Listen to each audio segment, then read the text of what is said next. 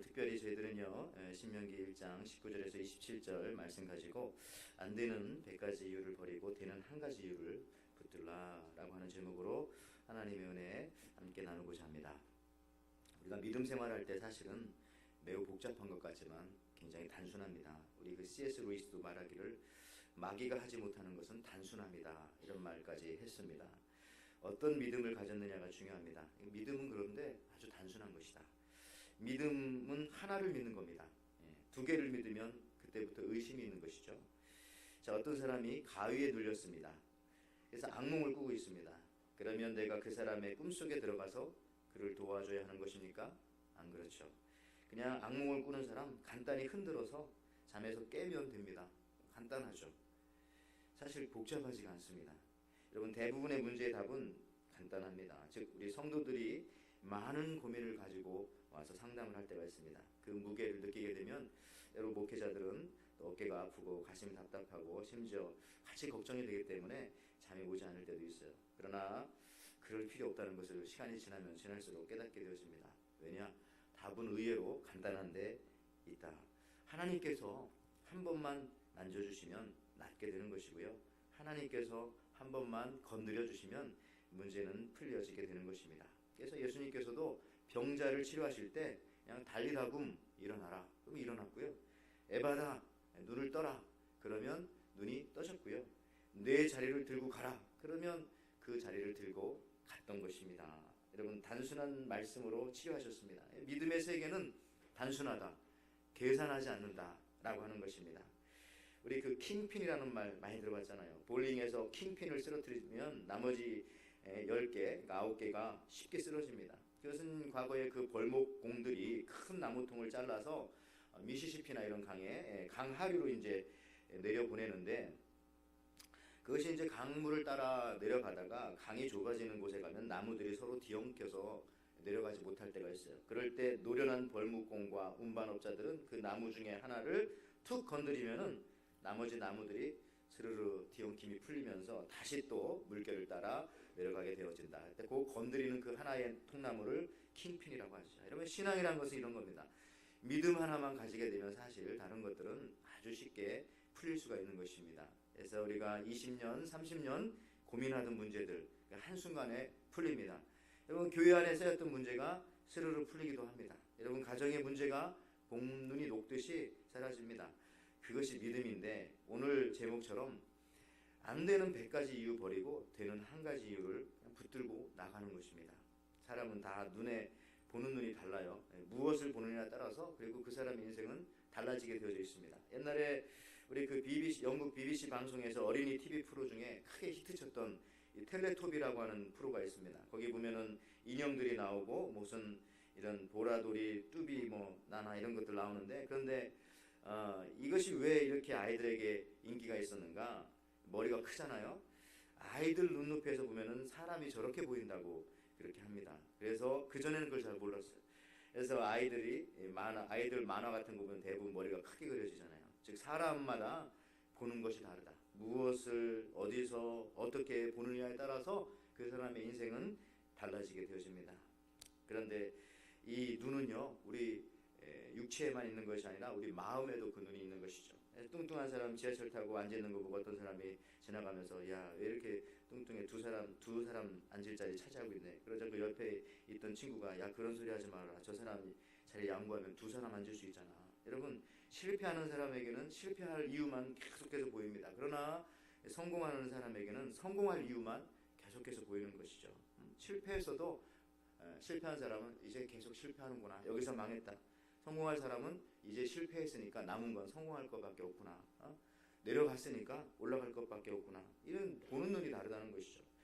여러분, 안 되는 100가지 이유를 버리고 되는 한 가지 이유를 붙드는 것입니다. 여러분, 이 이야기를 잘 아실 거예요. 아마 오늘 제목과 좀 맞아서 말씀드리는 건데, 어떤 아들이 70대 어머니에게 가서 나 교회 가기 싫다고 그렇게 말했습니다. 어머니가 그 이유를 물었더니 아들이 3가지 때문이라고 딱 잘라서 얘기하죠. 첫째는 주일날 일찍 일어나기 힘들다. 둘째, 거기 가면 앉아있는 자리가 불편하다. 셋째, 사람들이 자기를 좀 싫어하는 것 같다, 요즘에 특히.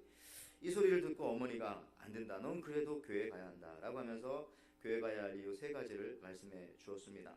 아들에게. 첫째, 교회에 가는 것은 너의 선택이 아니라 하나님의 명령이기 때문이다. 둘째, 교회에 너를 기다리고 있는 사람들이 많기 때문이다. 셋째, 정말 네가 꼭 교회 가야 하는 이유는 네가 바로 그 교회 담임 목사이기 때문에 가야 한다. 이거 들어봤을 거예요. 여러분, 이 한 가지 이유를 붙들고 그냥 나오는 겁니다. 가기 싫어도.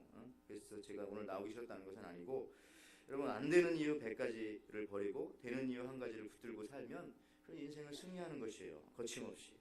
여러분, 책도 여러 가지가 있지만 중요한 거 하나 붙들면 이 중요한 거 하나를 고르기 위해서 많은 다른 책들을 읽어야 하지 않습니까? 그 미래에셋증권의 박현주 회장, 이 사람은 엘빈 토플러의 제3의 물결을 80년대에 히트쳤는데 19권이나 읽었다고 하더라고요. 그래서 거기 보면은 그 당시 우리 대학생 때, 뭐 고등학생 때, 대학생들은 다 읽어봐요, 한 번씩. 그런데 재미없어가지고 읽다 말거나 그냥 그 레포트 써내려고 읽거나, 아니면 읽고 나서 다 어디 있는지도 모르고 버리고 헌책방에 팔고 그랬는데요.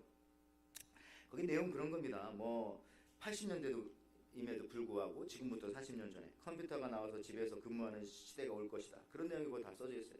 손에 들고 다니는 컴퓨터가 나올 거다. 그때 사람들은 이게 뭔가, 지금 다 그러고 있죠. 앞으로 출근 시간이 없어진다. 그러니까 나와서 일할 시간 자기가 스스로 정해서 나올 것이다. 이런 이야기들 다 나왔는데 당시 믿기 어려운 이야기였지만 지금은 보편. 이런 거 하나를 붙들고 성공하는 사람들이 책 하나를. 여러분, 우리 김익도 목사님, 한국의 최고의 부흥사, 이분은 요한계시록을 3,000번을 읽었습니다. 3,000번을. 그러니까 그 말씀을 통해서 성경 안에 또 깊이 들어가는 거죠. 여러분들 이런 것처럼 학문도 마찬가지예요. 도산 안창호를 알려면 정약용, 정약용을 알려면 성우 이익을, 또 이익을 알게 되니까 뭐 실학사상을, 뭐 자연과학을, 뭐 그러다 보니까 정약용의 목미심서라는 책을 알게 되고, 뭐 목미심서를 알게 되니까 조선의 장단점 이런 거.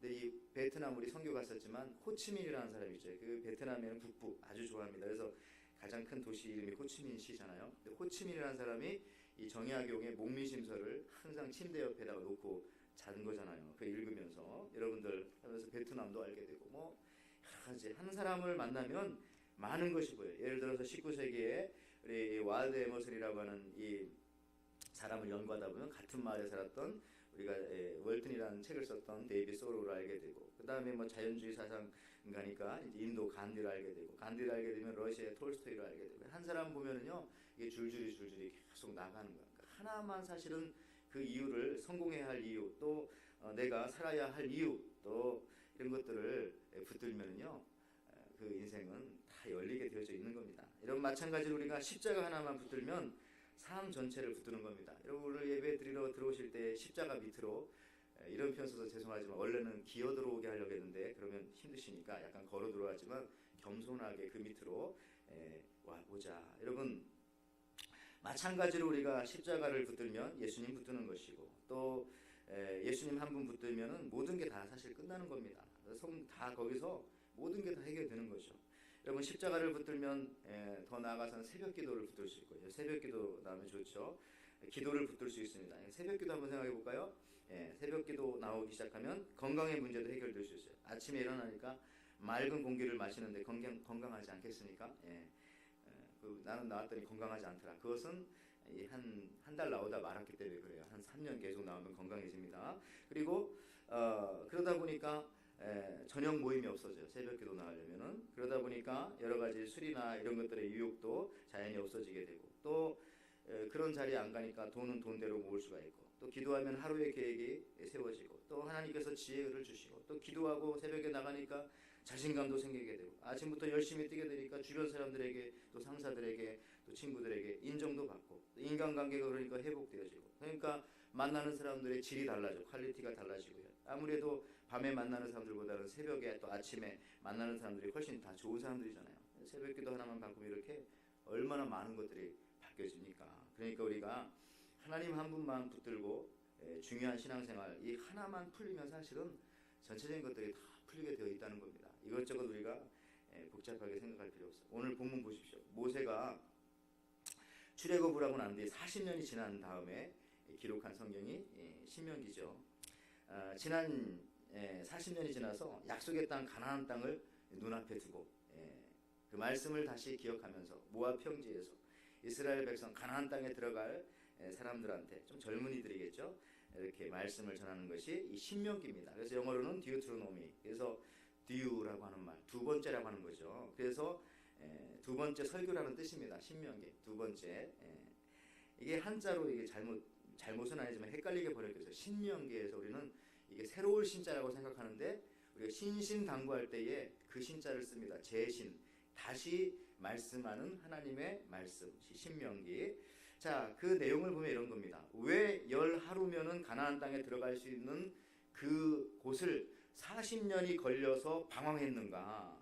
그리고 이제 우리가 이제서야 들어가게 되는가? 그 얘기를 쓴 것이 신명기 내용이에요. 여러분, 이스라엘이 출애굽을 하고 이제 하나님의 말씀, 하나님께서 약속하신 그 약속의 말씀을 믿고 가나안 땅에 들어가면 되는데, 그렇게 하지 못하고 오늘 성경 보니까 어떡합니까? 각 지파에서 한 명씩 정탐꾼, 스파이를 보내자고 모세에게 제안을 합니다.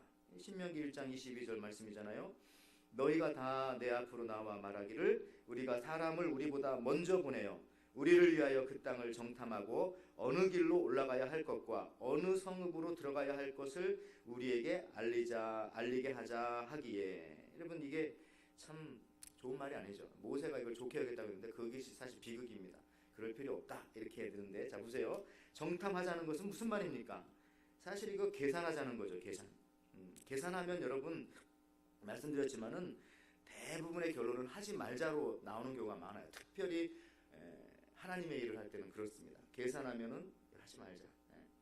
교회 사역과 봉사도 계산하면 대부분 결론은 하지 말자, 아니면 다음에 하자, 그리고 못하는 것으로 하자, 이런 결론이 나게 되어집니다.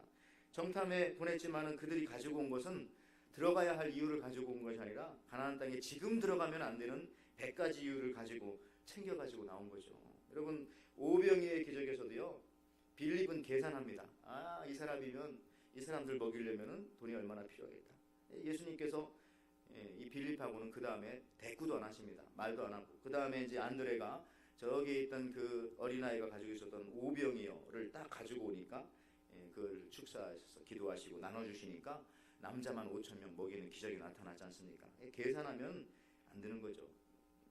너무 빠져. 이렇게 주님께서 이렇게 말씀하시는 겁니다. 그래서 신명기 1장 24절 27절 말씀에, 오늘 본문에 40일을 정탐하고 와서 그들이 가지고 오는 안 되는 이유를 이렇게 잔뜩 싸가지고 와서 보세요. 24절에 그들이 돌이켜 산지에 올라 에스골 골짜기에 이르러 그곳을 정탐하고 그 땅의 열매를 손에 가지고 우리에게 돌아와서 우리에게 말하여 이르되 우리의 하나님 여호와께서 우리에게 주시는 땅이 좋더라 하였느니라. 그러나 너희가 올라가기를 원하지 아니하고 너희 하나님 여호와의 명령을 거역하여 장막 중에 원망하여 이르기를 여호와께서 우리를 미워하심으로 아모리 족속의 손에 넘겨 멸하려고 우리를 애굽 땅에서 인도하여 내셨도다 라고 하면서 계속해서 원망.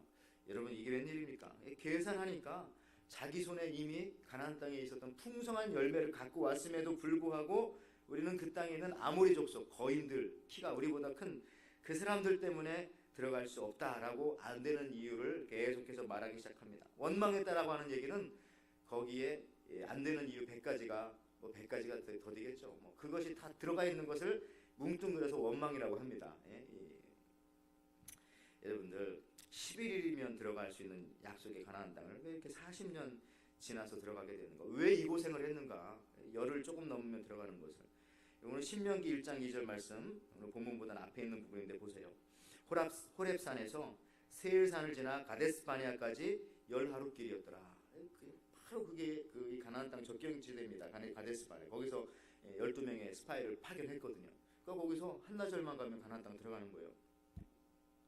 10하루 길이었더라. 근데 어떻게 됐다고요? 그 다음 절에 그것을 해상하면서 모세가 말하는 거예요. 신명기 1장 3절에 40째 해 11째 달, 복잡합니다. 영어로는 간단하죠. In the 40 years 이렇게 나오잖아요. 40년 후에 그 달 첫째 날에 모세가 이스라엘 자손에게 여호와께서 그들을 위하여 자기에게 주신 명령을 다 알렸으나, 이제 그 다음에 이제 설교를 시작한다 하는 이유를 얘기하는 거예요. 신명기. 여러분, 되는 이유 바라보지 않고 안 되는 이유 100가지 이유를 바라보니까 결국 11일이면 될 일을 40년 걸려도 하지 못하고, 그러면서 그 안에서 보았던 일들은 얼마나 많습니까? 어머니, 아버지 돌아가시고 가족들 다 죽고 20 세 밑에만 들어가게 되는 거니까요. 악몽에서 시달릴 때 흔들어 깨우면 되는데 이렇게 할까 저렇게 할까 무엇을 할까 누가 먼저 갈까 무엇을 해야 되나 자꾸 계산만 하고 있는 거죠. 이미 악몽으로 사람은 기절해서 다 죽어가고 있는데 그냥 흔들어 깨서 일어나 그러면 되잖아요. 여러분 다시 강조합니다. 왜 이스라엘 백성들이 열 하루면 갈 수 있는 땅을 40년이나 걸려서 들어갈 수 있었는가? 대부분 또 못 들어간 사람 많고 그것은 되는 이유 한 가지가 아니라 안 되는 이유 100가지를 붙잡았기 때문에 여러분 우리가 지금 무엇을 붙잡고 살아갑니까? 믿음이라는 것이 무엇이고 하나님이 나와 함께 하신다는 그것이 무엇입니까? 이제부터 중요한데요. 그 되는 이유가 뭐냐? 같은 내용을 담고 있는 성경 민수기 14장을 보시면 거기에 되는 이유를 딱 붙잡았던 두 사람의 고백이 나오잖아요. 여호수아 갈렙 민수기 14장 9절 말씀.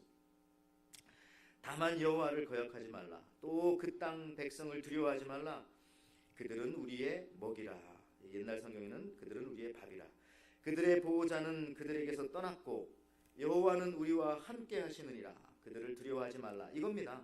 여호와가 우리와 함께 하시니까 이거 한 가지 이유가 모든 안 되는 이유들이 다 필요 없는 이유가 되어버린다는 것이죠. 여호와가 하나님이 나와 함께 하시면 되는데요. 여러분 모든 상황을 100번 양보하고 인정하더라도 거기 거인들이 살고 있고 뭐 지금 시기가 안 맞고 우리가 지금 광야를 돌아왔기 때문에 다 지쳐 있고 이런 이유들 다 빼도 한 가지 이유 하나님이 우리와 함께 하신다는 거 하나님의 말씀이 나와 함께 한다는 거 이거면 된다는 거죠. 여러분들 하나님은 무한하시잖아요. 그래서 하나님은 무한대 여러분 무한대 플러스 1은 무한대 수학 기억나시죠? 무한대 플러스 100은 무한대 무한대 플러스 1억도 무한대 무한대가 있으면 거기에 무얼 플러스해도 다 무한대가 되는 겁니다. 여러분 우리의 능력이 그러니까 사실은 중요한 게 아닙니다. 하나님 함께 하시면 그걸로 끝나는 겁니다. 우리가 가지고 있는 것도 사실 중요하지 않습니다. 무한하신 하나님이 우리와 함께 하시는데 하나님께서 우리 인류에게 수학을 가르쳐 주신 이유가 바로 이런 이유 같아요. 하나님이 인간 우리와 하나님이 우리와 함께 하시면은 우리가 가지고 있는 것들은 그리 중요하지 않다. 그것은 그냥 무한대에다가 1을 플러스하든지 뭐 1억을 플러스하든지 그 차이지 말이죠. 신약 성경을 보시길 바랍니다. 거기 보면은 베드로가 무리를 걸어갈 때도 다 이런 성경은 이런 관점에서 보면 다 이런 말씀이에요. 예수님께서 베드로에게 오라 하는 그 한 말씀 때문에 인간인 베드로가 감히 물 위를 걸어서 가고 있었잖아요.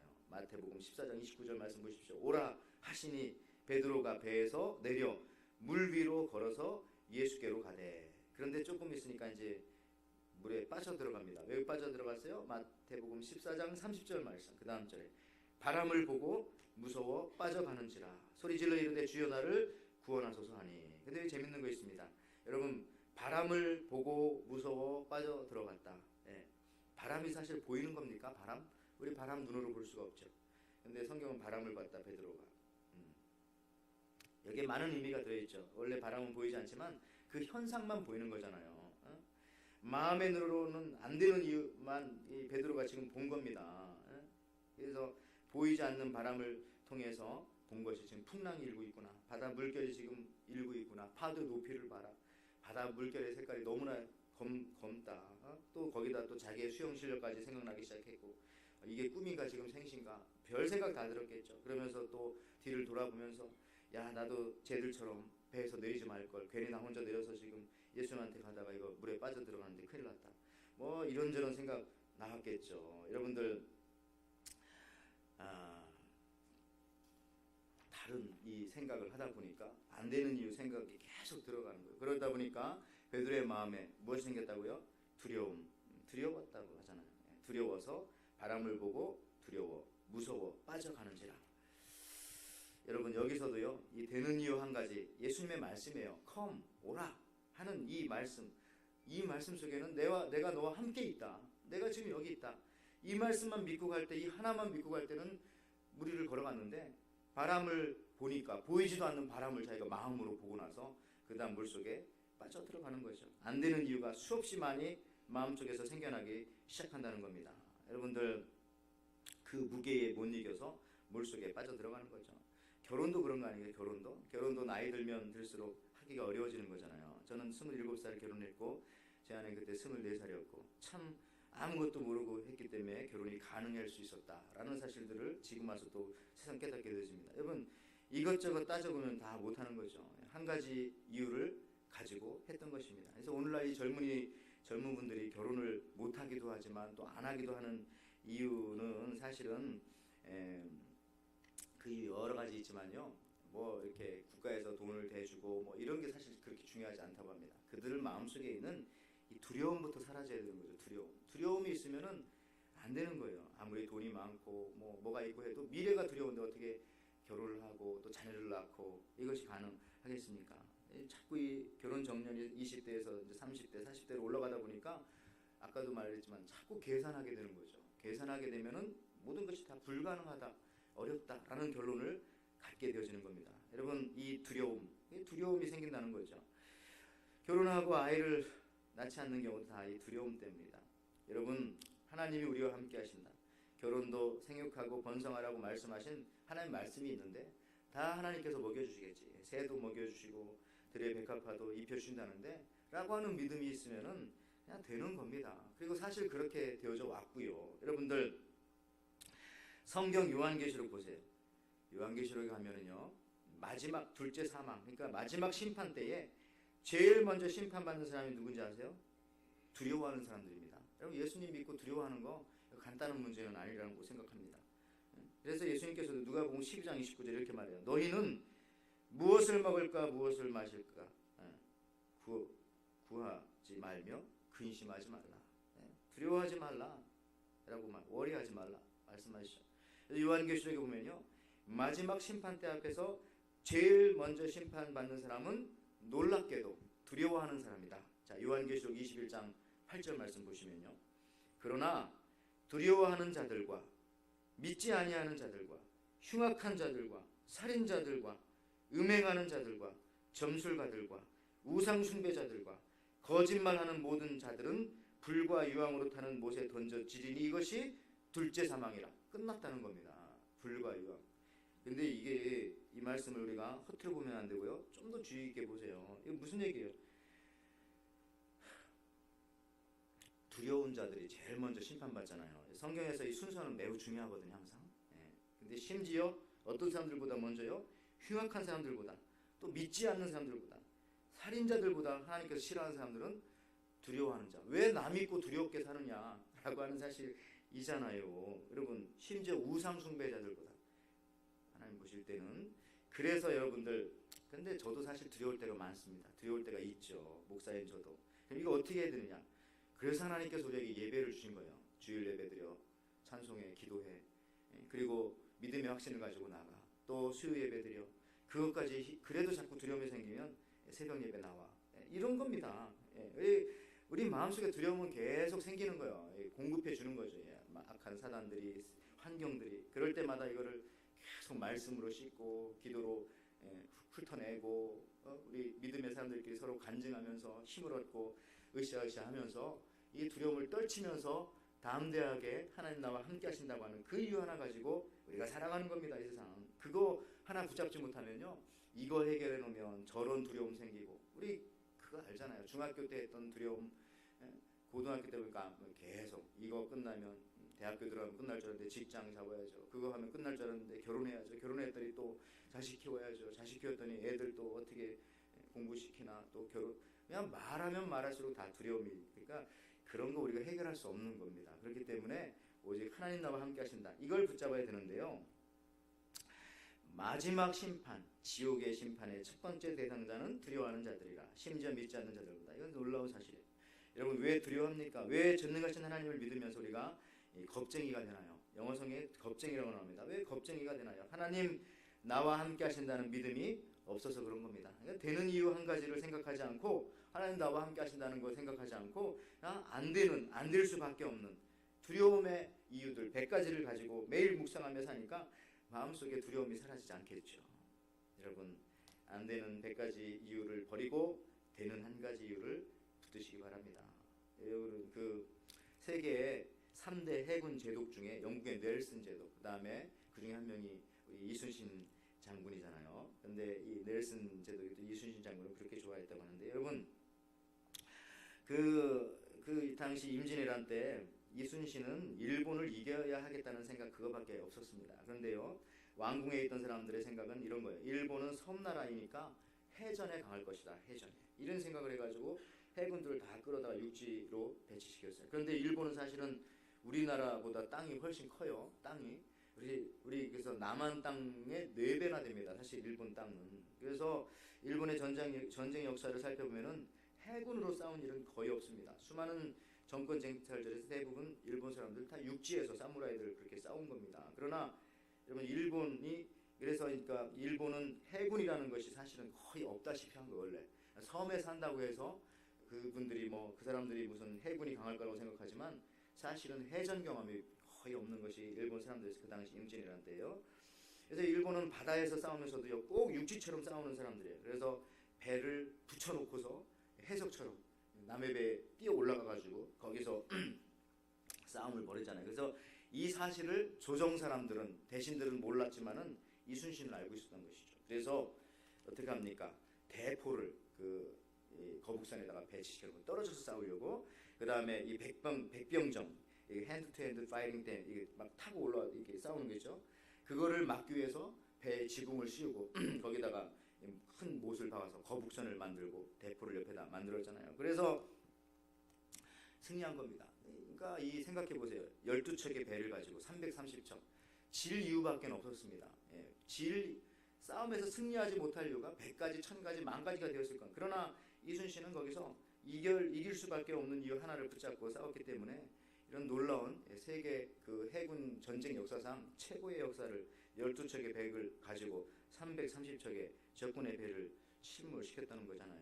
여러분 우리가 미국에 와서 한국 부모님들 아이들 동네 야구단에 등록시켜가지고 또 축구 이런 팀에 등록시켜서 아이들 방과 후에 그런 거 하지 않습니까? 저희들도 그런 거 했었죠. 그런데 한 번은 이 어느 이민원 한국 부모님이 아이를 야구 그 리들 그런 그 야구단에 보냈어요. 근데 이제 첫 번째 경기가 있었던 날 아빠가 조금 늦게 도착했습니다. 그런데 스코어를 보니까 0대9예요. 야 이거 콜드 게임이구나 생각하고 어느 팀이 졌을까? 아빠가 아이에게 물어봤어요. 야 지금 너희 팀이 이기고 있냐? 그랬더니 한 아이가 싱글싱글 웃으면서 하는 말이 아니요 우리 팀이 지금 0점이에요. 그러니까 아빠가 야, 너 그럼 콜드 게임 아니냐? 너 이렇게 게임에 지게 되어서 얼마나 마음이 속상하냐? 그러자 아이가 하는 말이 아니요 아빠 지기는 우리가 왜 져요? 우리는 아직 단 한 번도 공격해 본 적이 없는 거요. 지금 1회 초였던 것이죠. 여러분들 그래서 관점에 따라 다를 수 있는 거야. 어떻게 보느냐에 따라서 아빠와 아이의 관점이 다르죠. 벌써 아빠는 이거 끝났다 생각하지만 아이는 그렇지 않다는 거죠. 이런 아이는 아마 커서 큰 성공을 가져올 것입니다. 안 되는 100가지 이유를 버리고 되는 한 가지 이유를 붙잡은 아이이기 때문에 그렇습니다. 여러분들 하나님 우리와 함께 하신다고 하는 이 여호수아와 이 갈렙의 이 되는 이유, 성공할 수밖에 없는 이유, 승리할 수밖에 없는 이유, 가나안 땅에 들어갈 수밖에 없는 이유, 이런 거 하나님 우리와 함께 하신다는 그 이유 하나만으로 승리했다라는 것이죠. 여러분 끝으로 제 말씀 마치면서 우리 그 평창 올림픽 개막식 보면서 거기 보니까 그 유럽의 그 오스트리아라고 하는 나라가 나오더라고요. 이거 유심히 봤는데요. 사실 이 유럽에 여러 나라가 있지만 오스트리아라고 하는 이 나라 작은 나라지만 유럽에서 굉장히 강한 나라죠.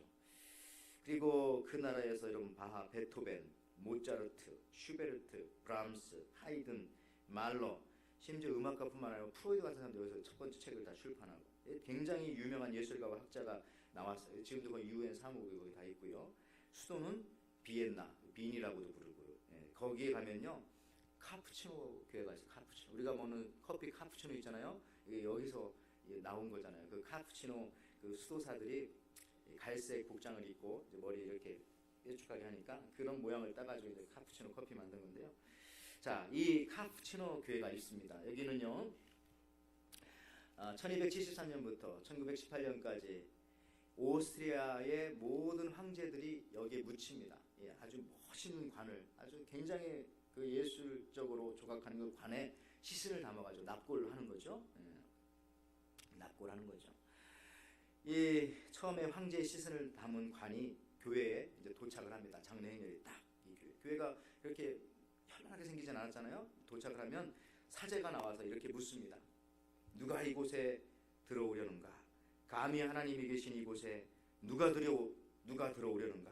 그때 상주가 이렇게 말합니다. 나는 오스트리아의 황제이며 헝가리의 왕이다. 그러면 교회 사제가 또 이렇게 말합니다. 여긴 그런 사람들이 들어오는 곳이 아니다. 감히 하나님이 계신 이 성전에 누가 들어오려고 했느냐? 그때 상주가 또 이렇게 외친다고 합니다. 나는 오스트리아의 황제이며 헝가리의 왕이며 보헤미아, 크로아티아, 슬로바키아, 유럽 등을 통치한 황제이며 여러 가지 권력 등을 가지고 세계적인 황제이다.